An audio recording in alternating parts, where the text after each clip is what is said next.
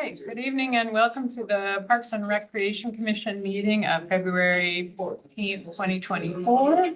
Thanks everyone for spending your Valentine's Day with us. I'm going to read a paragraph here for Brown Act purposes.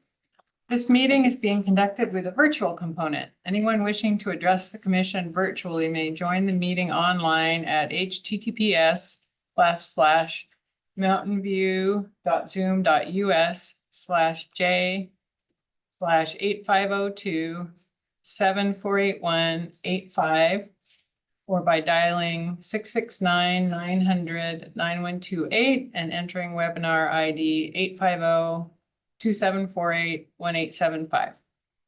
When the chair announces the item on which you wish to speak, click the raised hand feature in Zoom or dial *9 on your phone. When the chair calls your name to provide public comment, if you are participating via phone, please press *6 to unmute yourself. So I'll call the meeting to order now at 7:01 p.m. Allison, would you please conduct the roll call? Commissioner Mitchner. Here. Commissioner Felios. Here. Commissioner Bryant. Here. Vice Chair Davis. Here. Chair Summer. Here. Thank you. We'll now move on to agenda item 3.1, the January 17th, 2024 meeting minutes approval. Move to approve. Second. Okay, we have a motion and a second. Do any commissioners have any comments or suggested edits? All right, seeing none, we'll move on to public comment before voting. If anyone in attendance would like to provide comments on the minutes, please fill out a blue card and hand it to Allison. I don't see anyone here who would do that. Or if anyone on Zoom would like to provide comments on the minute, please click the raise hand button. And we don't have that. Okay.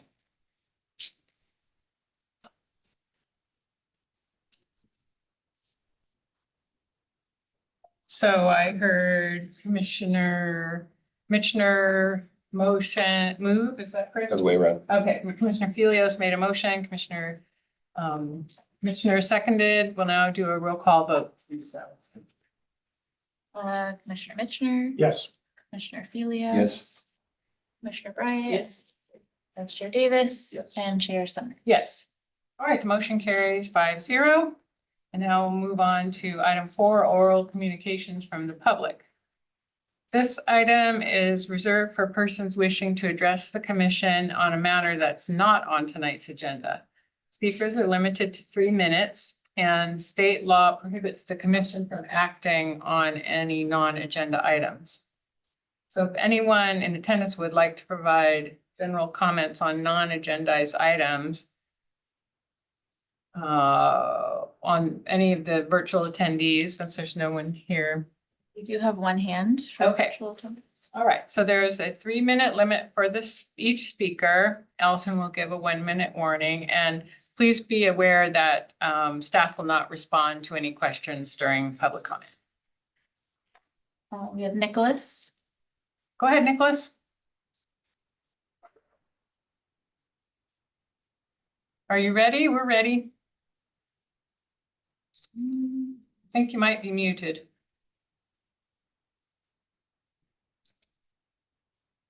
Oh, sorry about that. Can you hear me now? Great, thanks. Sorry. Hi, everyone. My name is Nicholas. I live on California Street. I'm sorry that I'm not with you in person today, but I wanted to stay out of the rain. I just have a couple of observations that I wanted to bring to your attention. I visited Charleston Park for the first time ever a couple of weeks ago, and I found it to be incredibly beautiful. And I thought to myself, this would be the perfect park to expand our off-leash dog areas at. There were a couple of dog owners there that already had their dogs off the leash, and so I don't know if we're considering that as a city, but that's a prime candidate. And also, speaking of dogs, I noticed the tremendous doggy bags that we have at every park. And I was wondering if we might be able to upgrade to compostable bags, because that would be able to help us lower our carbon footprint. Thank you very much. Thank you, Nicholas, for sharing your comments. I saw everyone taking notes and we appreciate your input. Is there anyone else who would like to speak in the general oral communications? I'm seeing that there's no one. All right, so we will now move on to item 5.1, which is the downtown utility improvements. We will first have a staff presentation and questions from the Parks and Rec commissioners, followed by public comment. At the close of public comment, then the commission will deliberate and take action. So item 5.1, downtown utility improvements, project 2241, phase 1. So I understand the staff presentation will be from civil engineer Ariel Morales and principal civil engineer Tanya Sang. Thank you. Why don't you take it away? It's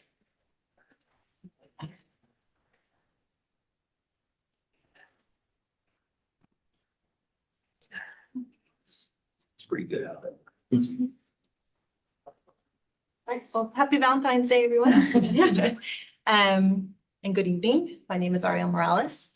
I'm a senior civil engineer in the Public Works Department, and tonight I'll be sharing details about the Downtown Utility Improvements Project, Phase 1, and how this project is impacting city trees.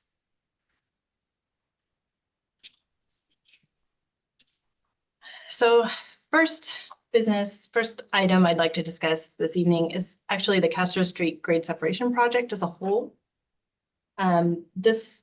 The full scope of the Castro Street grade separation project includes constructing pedestrian tunnels below the Caltrain tracks and Central Expressway and closing Castro Street to vehicular traffic. So that's the first image on the top of the screen. Additionally, a ramp from Evelyn Avenue to Shoreline Boulevard will be constructed, as well as a pedestrian bicycle path, which will be adjacent to the new structure on Evelyn. And the footprints of these are shown in orange on the bottom.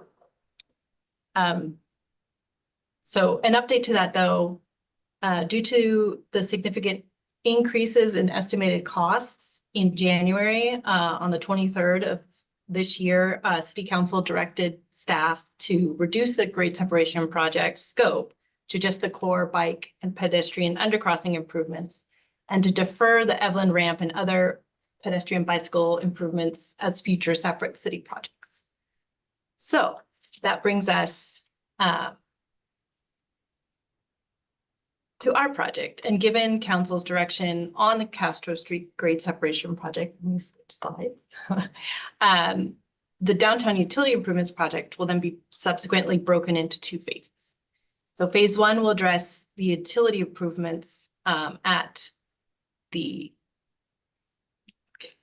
Central and Moffett Boulevard intersection for the grade separation, the pedestrian tunnels, and phase 2 will address utility improvements associated with the Evelyn Avenue to Shoreline Boulevard vehicular ramp. Now, the design of the phase 1 utility improvements is nearly complete. And City Council did support staff's recommendation to proceed with relocating the city's transmission main now, as completing the project will avoid continued cost escalation. So I want to dive into what is actually encompassed with the Downtown Utility Improvements Project. The main scope of work is relocating an existing transmission main that runs along Central Expressway. This is the line in red here. That's the entirety of the line. It goes along Central. So without relocating this transmission main, the pedestrian tunnels are in direct conflict. You can see the yellow footprint is the pedestrian tunnel. And it's not an option to modify the main in place. So we will need to relocate. This slide would show what we're doing to relocate this main. So the crosshatch lines represent the mains that will be removed within the footprint of the Castro Street grade separation project. And the dark blue line running up Elmwood, Jackson to across Moffett to Santa Rosa is the new transmission main. And one tree will need to be removed because of this new alignment, and that's the tree shown in red, the dot that's representing the tree. So this tree is a 24-inch diameter Chinese elm. It is a heritage tree and is located on eastbound Central Expressway. It's adjacent to the Caltrain tracks and it's opposite Elmwood Street. So we realized that, maybe we could realign the main. However, shifting the current alignment is not an option. There are several factors that limit where this proposed transmission main can be located at the Central Expressway and Elmwood intersection. Some of these include regulatory requirements, there's pipe separation requirements, there's pipeline design parameters such as perpendicular connections and elimination of too many bends in the pipeline. There's existing utilities that are parallel to this crossing. There's an 8-inch water and an 18-inch sewer main that are also crossing Central Expressway. And there are 2 other large diameter trees in the median of Central Expressway on either side of the proposed alignment. So we're really threading a needle here with this alignment. So in terms of the tree itself, in November 2023, we had Wood Reeve Consulting come and they evaluated and identified this heritage tree for removal. In addition, the city's urban forest supervisor did review Wood Reeve's arborist report, and they did conduct their own follow-up site visit. And some of the main takeaways for this tree are: 1, it does have poor structural branch taper, and it has experienced loss of large limbs in the canopy. And because of this, there are decay pockets within the tree itself. The excavation for the utility work will likely result in excessive root loss, which could compromise the tree and increase its risk of failure or death. And then lastly, because of its large diameter, it's greater than 10 inches, the risks for transplanting are greater. The amount of root ball that you would need to excavate to preserve it would be a challenge, and there are, again, existing underground utilities, so being able to move this tree elsewhere it likely would not be a successful transplant. So we are proposing to plant 2 coast live oak within the vicinity of this Chinese elm to replace the Chinese elm. They'll be located such they will not impede the existing utilities in the area or be too near the existing fence which separates the Caltrain corridor from Central Expressway. And these are native trees, so they will adapt better to the local environmental conditions, and their long-term development will eventually surpass the existing canopy provided by the Chinese elm. So per our municipal code, section 32-33, staff is asking that the Urban Forestry Board forward a recommendation to City Council to approve the mitigation for the removal of this tree at a 2-to-1 ratio with 2 24-inch box trees near the removal area. We will finalize our design and request for approval for the project in May of 2024. And that's all I have for this evening. Thank you. Great, thank you. So, do the commissioners have any questions? This is a chance for us to clarify things that you might need to understand, or that you think the public might need to understand. Would you like to start, Ronit? Sure, thank you. So I've already asked staff 3 questions, I think, and got the answers. Thank you very much. I'm wondering whether staff has at all considered the ratio of 2-to-1 is great, but coast live oaks are very big trees.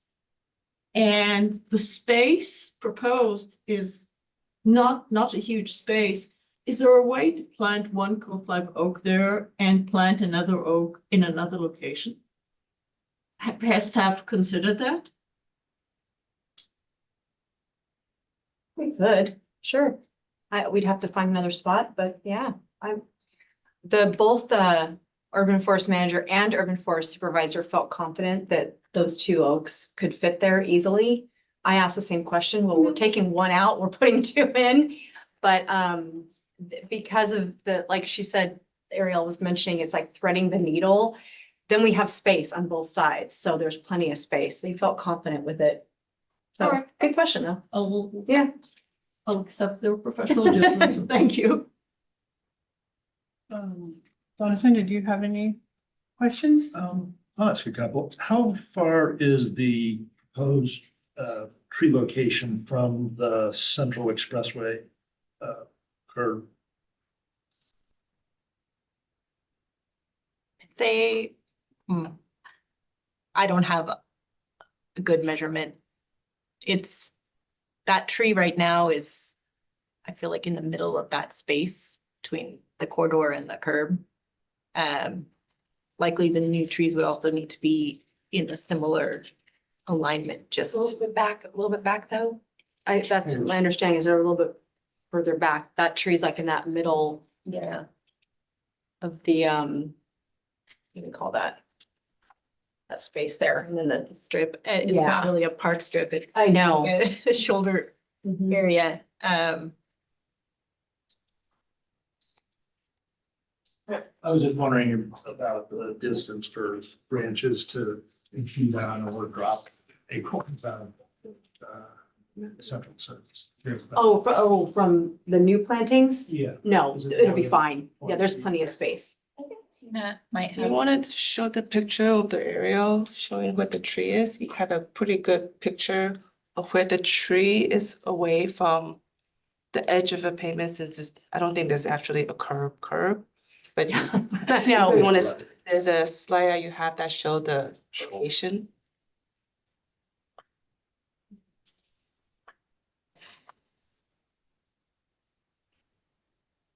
This one. Or the one. after. Oh, There's another one with the, where you have the canopy showing. yeah, this one. Roughly the red dot is where the tree is, and you could kind of see the outline of where, The canopy extends. so this is the striping on the roadway, and his is roughly but the edge up between the unpaved area versus the paved area. Okay, thank you. And just one other clarification, the tree data from Woodbury that was sent out with the staff memo indicates a number of tree removals. And I see that the Chinese elm is delineated with a box. Are the other 5 trees a separate phase? Yes, Those are planned for removal as the second phase of the yes. project?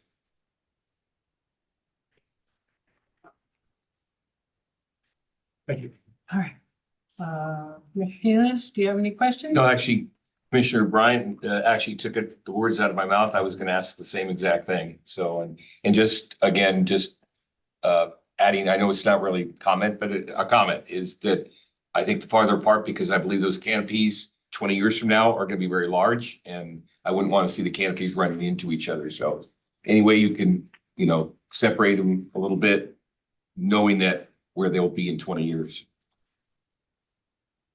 All right, Commissioner Mitchner? I guess, I mean, I had a similar thought when I saw the location. And I can save this for comments later, but it seemed like it was sort of a jammed location to put in a couple trees. So I needed to sort of see it, and I was. It was the first question I asked too. I said, they're really close together and Well, both I was of just wondering, if there might be another location. Sure. Nearby that might, where there's a gap or something. My other question is, and it's sort of neither here nor there, since it's a utility thing and it's gonna happen, but when I look at the tree data report, it just seemed a little inconsistent with the description in the staff report. Like, this says conditions is 4 out of 5, it's pushing towards excellent. And suitability for transplanting is moderate, which I assume is better than low, so.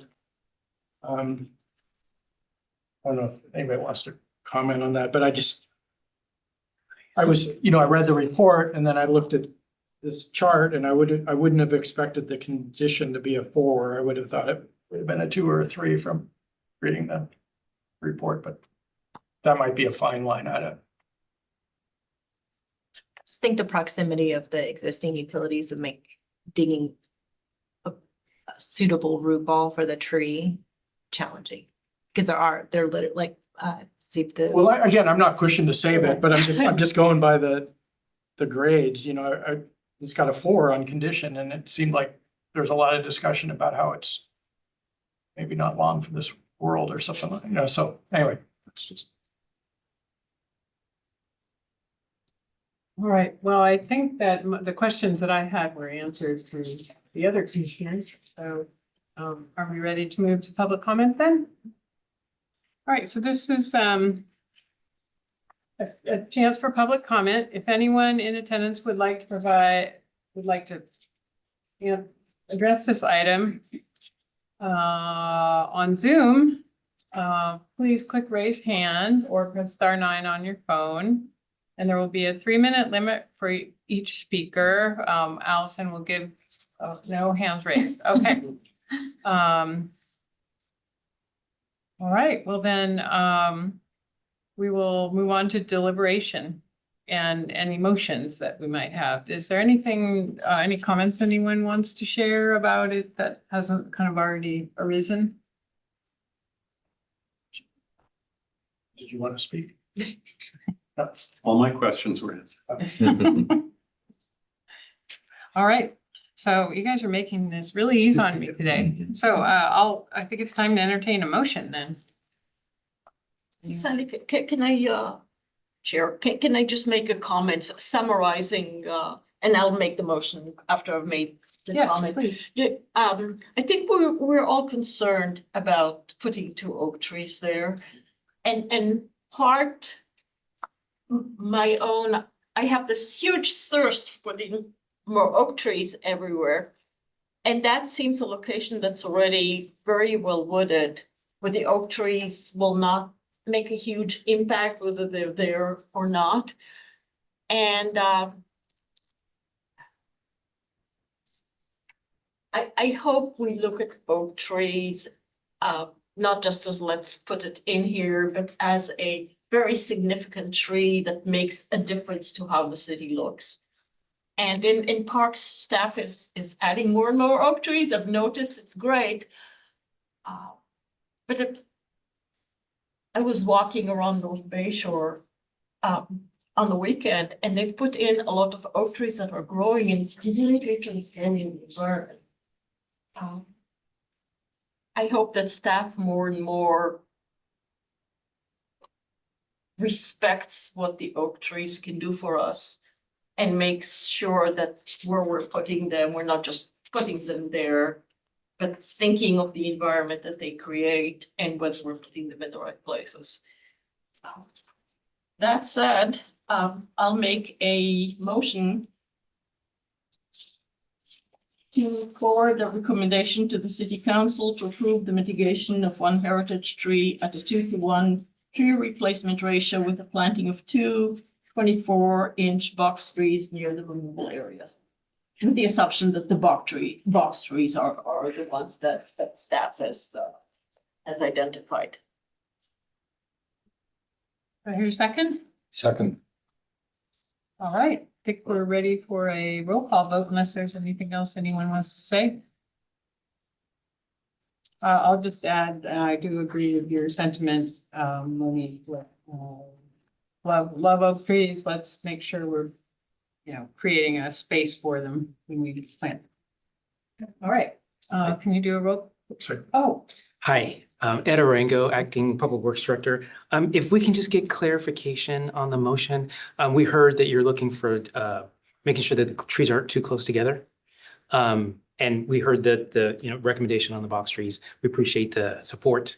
But it helped staff to have that in the motion, to have staff evaluate other locations of the tree that are suitable. I'm happy to add that to the motion. If you find it useful, I don't want to slow down what you're doing or change the project. I was more hoping, certainly for future projects, give very serious consideration to which trees and where. But if it would help to think about it without slowing down the project, I'm happy to add that. Can I suggest then to give staff flexibility to evaluate a possible second location to be sure that the oak trees can be planted in a suitable location? And then we can go back and evaluate that. That way it's documented and we have that direction. Read it again, or is Allison ready to do the editing herself? I think near the removal area is sufficiently open to allow staff to address the concern. That's the way I was reading the language as well, and based on comments, that it does give us some flexibility. Yeah, so I think we're okay with Would you the. like to add specificity to near? No, I don't actually think, Yeah. I think that at the removal area, one tree will more than suffice, and we have plenty of spaces in town where another oak tree would really make a difference.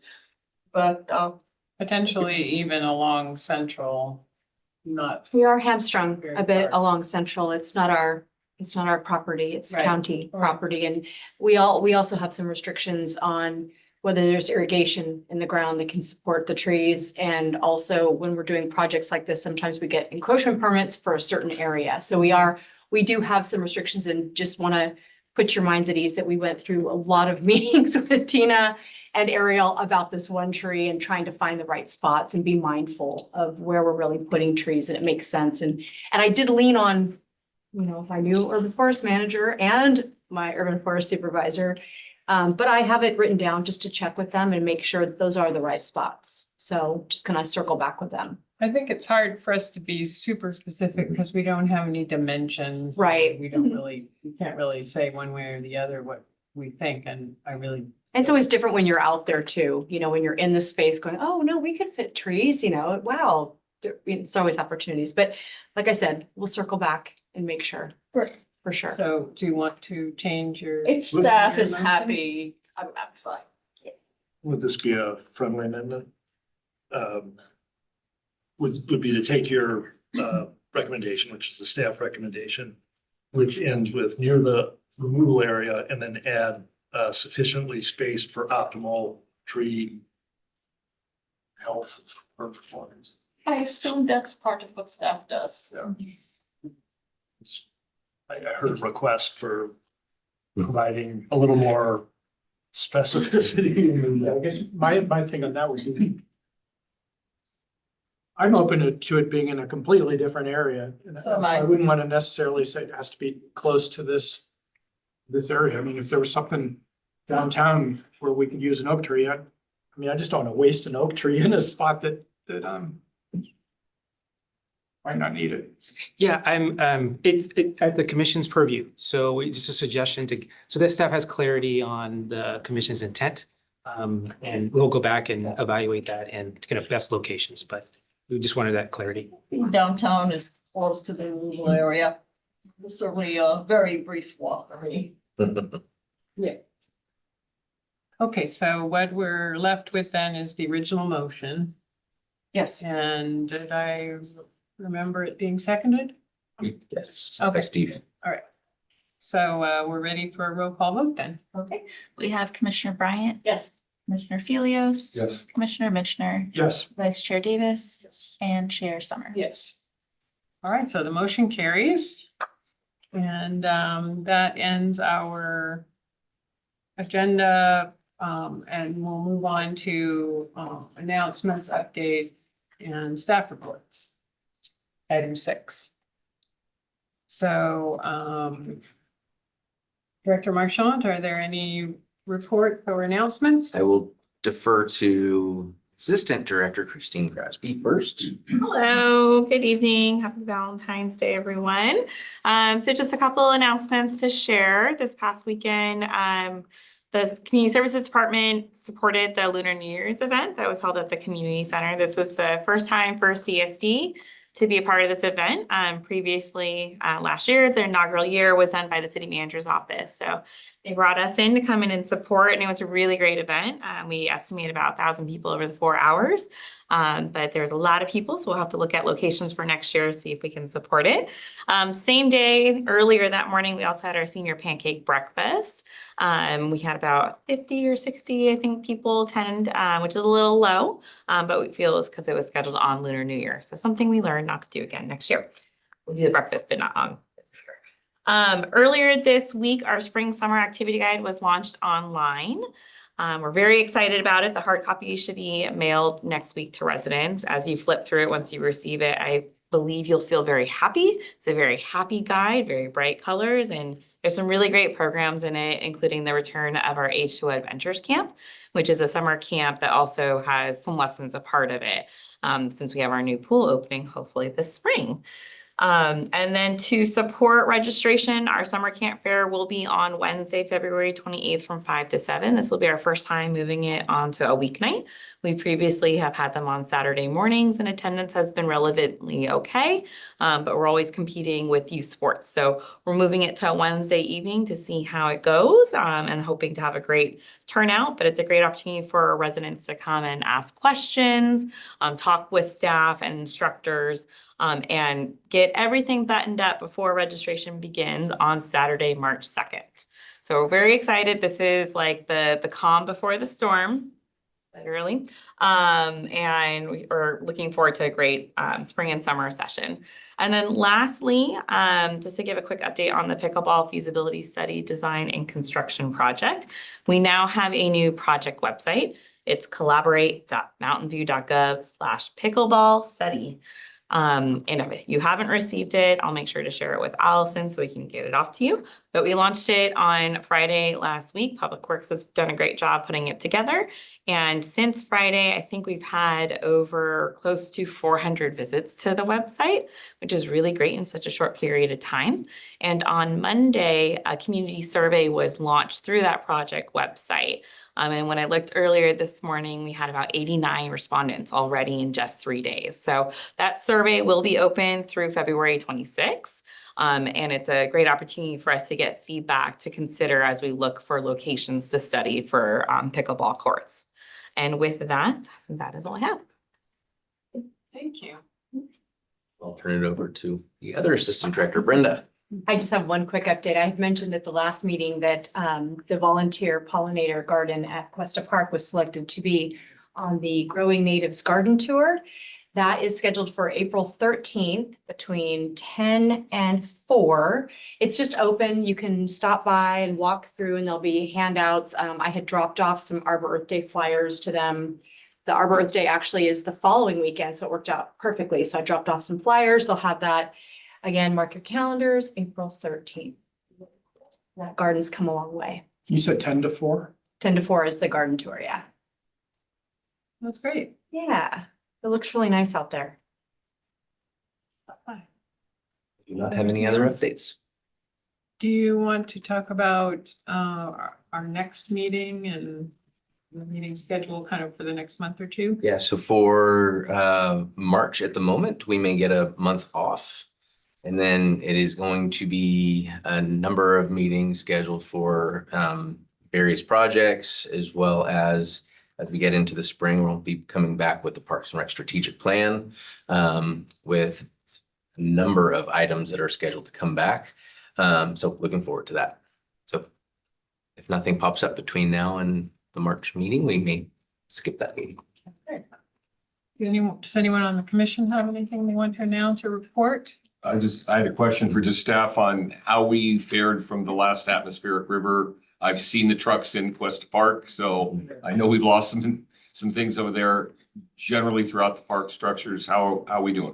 Doing well, way better than last year, way better, and thank goodness. It's been pretty minimal. We have lost a couple trees. I think there's 5 or 6 that we've lost, but nothing like last year, so. And did the water fill the pool? Looking pretty good. All done, all done. A little murky, but we got some water.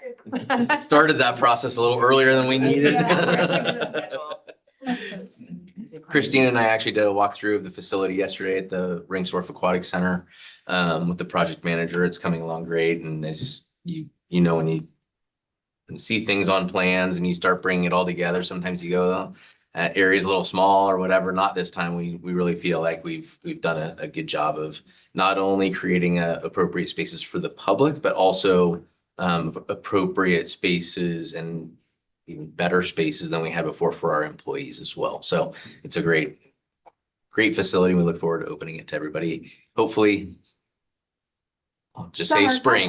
Summer. Yeah, great. Be summer. Let me make a comment also. Sure. Speaking of the storms, I live on Bush Street, or part of my house is on Bush Street, where we have palm trees. During the storms, I really have to say thank you to city staff for every day the truck passes by and picks up the palm fronds. It's really, really amazing. I have to wonder how much money the city is spending on cleaning up the palm fronds. A good reason for not planting Washingtonia palm. It's amazingly scary in my house. The dog was afraid to go out because it's so noisy, but the city cleans up all the time. Thank you. And I appreciate you seeing that. And it certainly isn't just community services. Every department that has vehicles in town, they will stop and take care of anything that they see, even before the storm. All hands on deck to get those drainage inlets cleaned out and do the best they can to make sure that those are done and prepare in advance. And then as the storm does come through, everybody's there to clean up. Well, the drainage inlets are a serious problem. Because if I didn't clean them up, the street would be flooded. But the palm fronds, the neighbors collect them, but the city picks them up. So thank you. Thank you. All right, well, that was the easiest first meeting ever. Unless there's anything else, I believe we're ready for adjournment. Nice job. 37 minutes. So we stand adjourned.